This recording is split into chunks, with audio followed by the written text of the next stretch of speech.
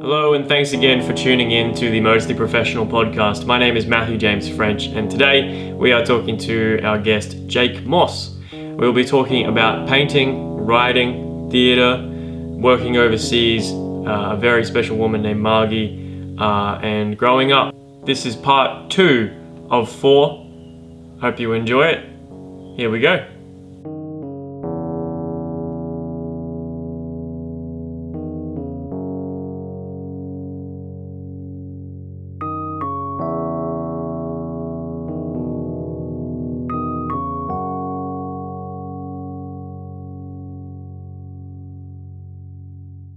Cool. Welcome back to the Mostly Professional podcast. I am your host, Matthew James French. I am joined once again by Jake Moss. And even though we are in the middle, I want to jump back to the start. So I wanted to ask a little bit about Woodridge and a little bit about your childhood, but not in a I'm trying to psychoanalyze you kind of way. I'm curious about how you feel your childhood and Woodridge have shaped you as an artist, and one pretty obvious way is Woodridge kid. Can you speak on that a little bit? About Woodridge, just Woodridge, growing up in Woodridge? Or, yeah. It's one of those things where I don't know where to start because,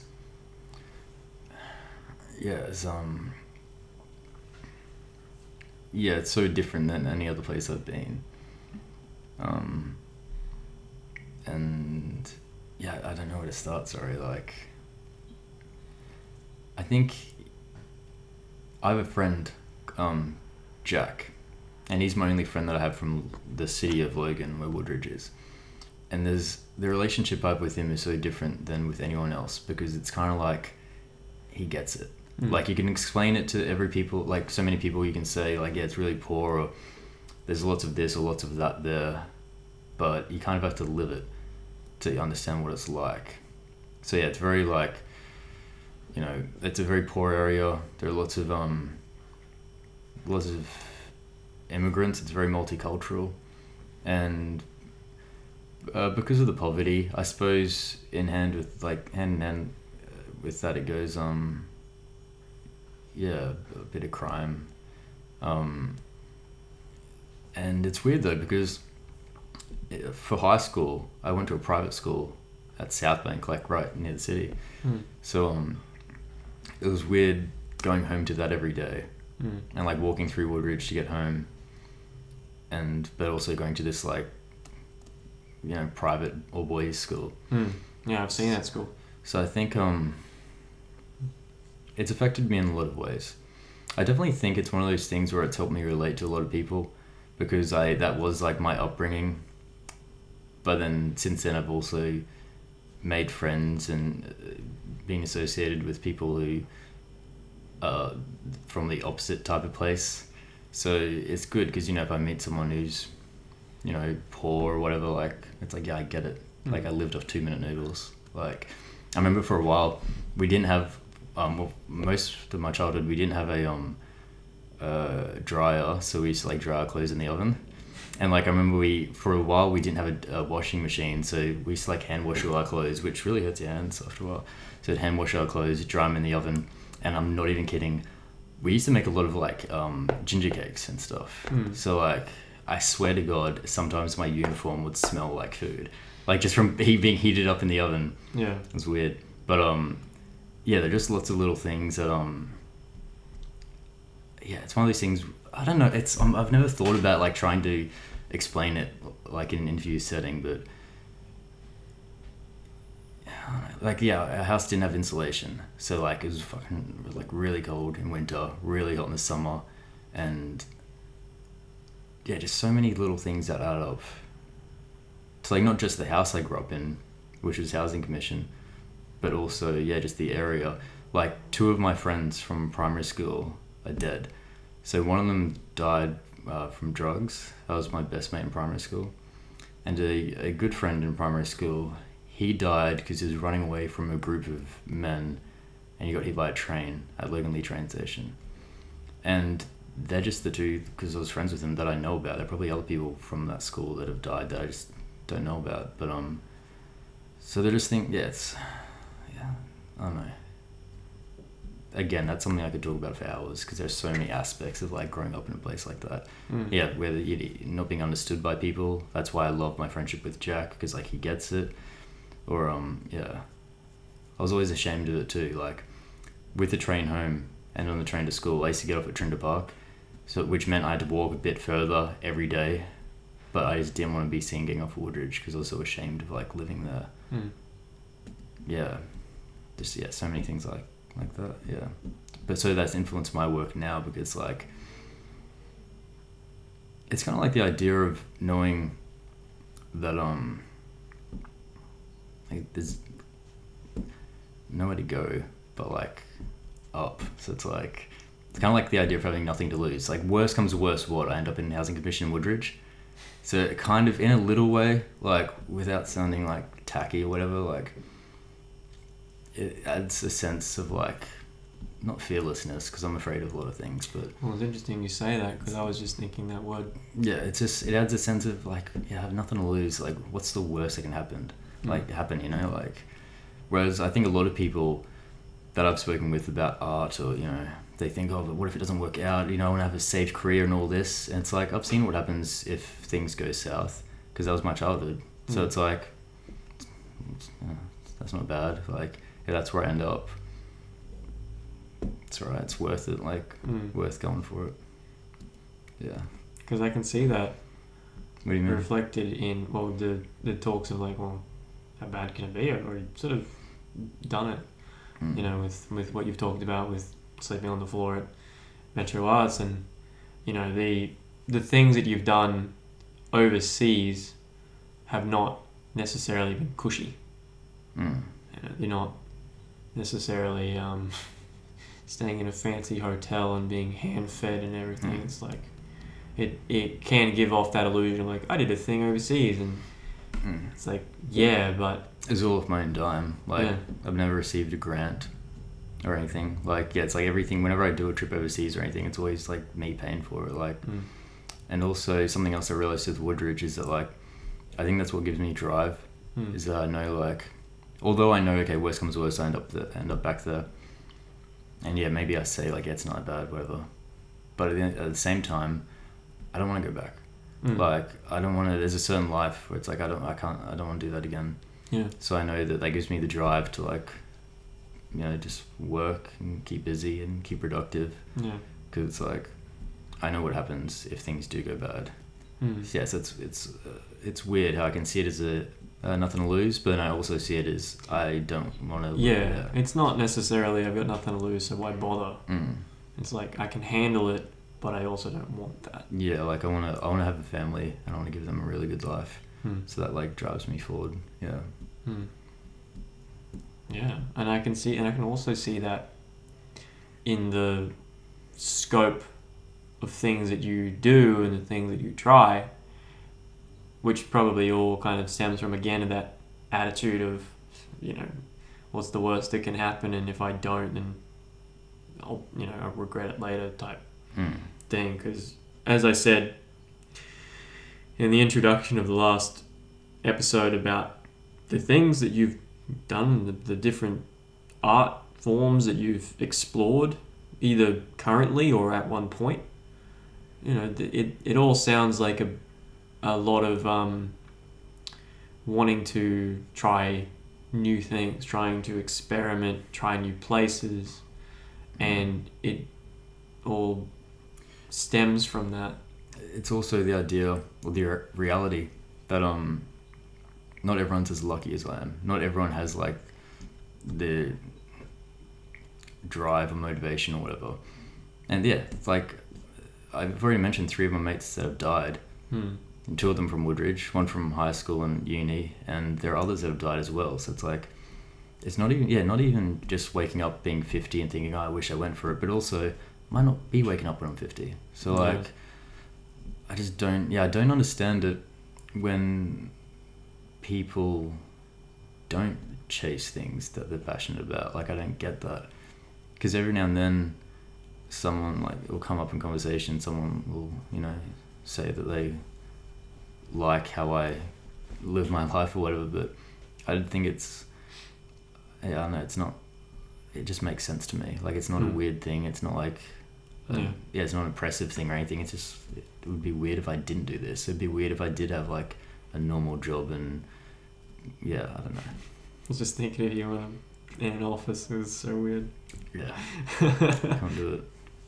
And not like you in there like vandalizing something and like putting up 17 murals. Yeah. Oh man. Yeah, Woodridge and my upbringing definitely has like a massive influence on not just my work but the way I work as well. Yeah. Because something that I've noticed with some artists in various disciplines, with people's attitude towards where they came from and their upbringing. Some people really, really, really go supportive of it, and even if it was good or bad, I'm like, I came from this place and I'm proud to be this from here, and what happened to me made me who I am today. And some people do the complete opposite, and they completely like wipe their past from their like personality and their work, as if like, and sometimes I get it, because if it's something negative. But for example, you've got Woodridge Kid, you've got Trinda Park, which are the titles of works of yours, which I can see as a way of maybe just acknowledging, because some of those things are semi-autobiographical. Yeah. I think, it's one of those things where it's just accepting who you are, or who you've been, and the influence that things have on you. And I've started working on ways to like reconnect with Woodridge and Logan.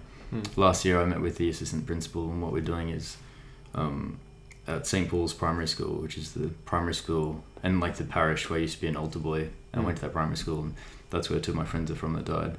We're doing a scholarship that I'm paying for, so like it'll be in memory of those boys, and pretty much I pay for, I don't want to talk about this.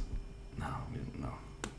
That's so weird. That's weird talking about it. Yeah. Anyway, I'm looking for ways to like reconnect with that place, because I feel like now I get so much from it, because now I'm like, okay, like that's who I am, that's where I'm from, and all those memories inspire me and stuff, and I think, okay, this is helping me so much now as an adult. I also want to give back to it. Does it make you feel a little more at peace, either incorporating it or acknowledging it, or even contributing back to it instead of for some people they ignore it, they push it away. How do you feel about the direction you've gone with it? Because it seems like you haven't gone 100% back to it, but you've definitely acknowledged it. I think there are many reasons why I like making stuff, but one of them is to, connect with people.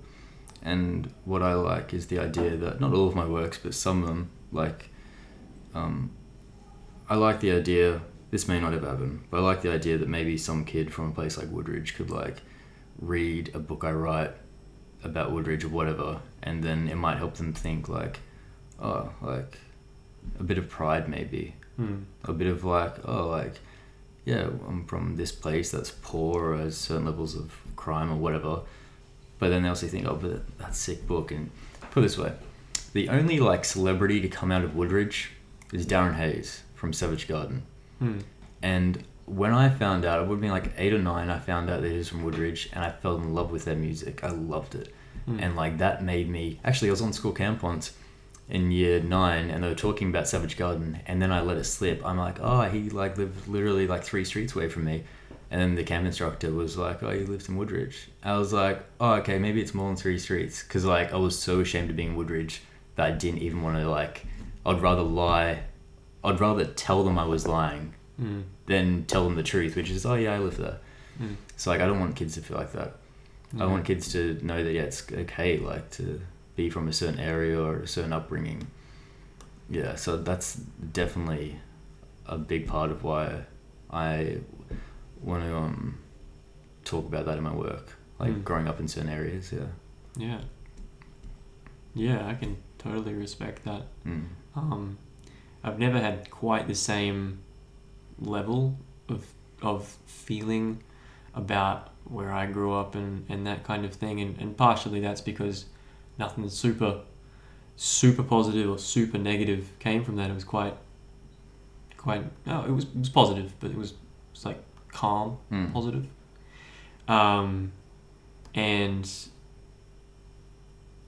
I guess to an extent that has made me at certain times in my life like wonder, am I appreciating or am I acknowledging where I've come from or what I've done or what I've been through, for better and worse? And I can respect that with at least kind of like reflection, self-reflection in and out of the work. And I definitely have never had that direct feeling of like, oh, someone from where I grew up is like this, but on a broader sense of, for example, when I was younger and every actor I could think of was American, and thinking like, oh, Australia's stupid and we got nothing good here.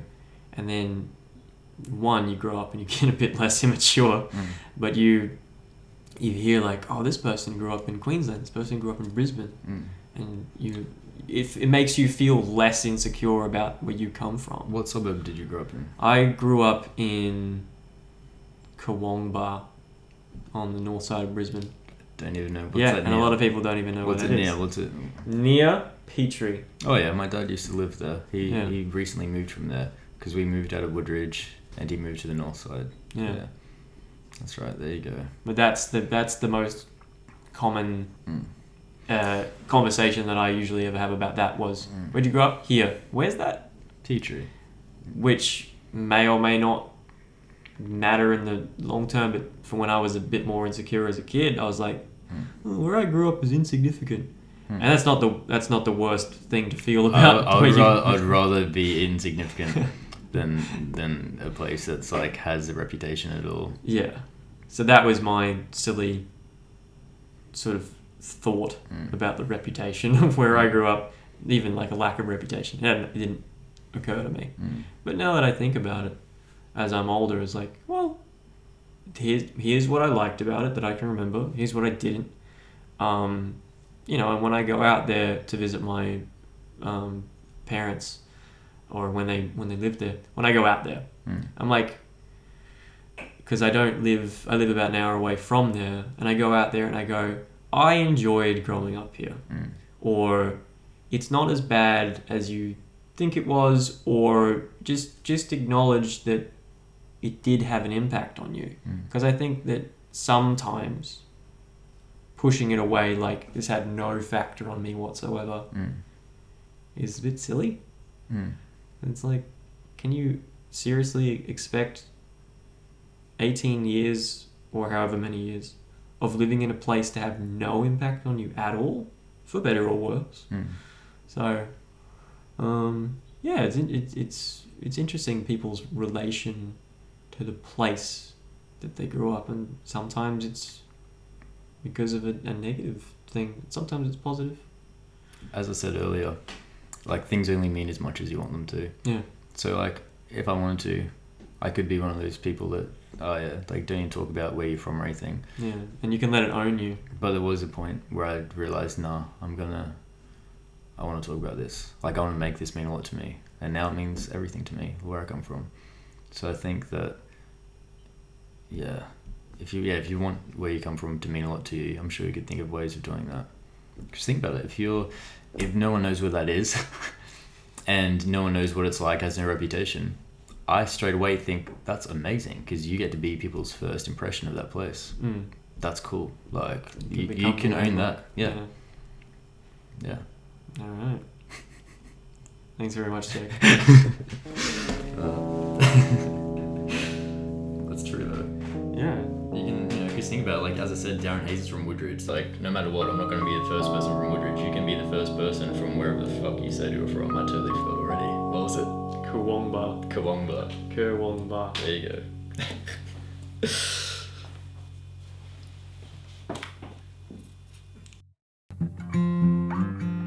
Thanks again for listening to the Mostly Professional podcast. My name is Matthew James French. If you'd like this and would like to support the podcast, please like and subscribe to the channel and follow me on the various social medias, which are linked in the description. My guests' details are there as well. Please feel free to leave a comment or any feedback below, share with your friends, and tune in next time. I really appreciate you listening. And I'll see you next time. Thanks.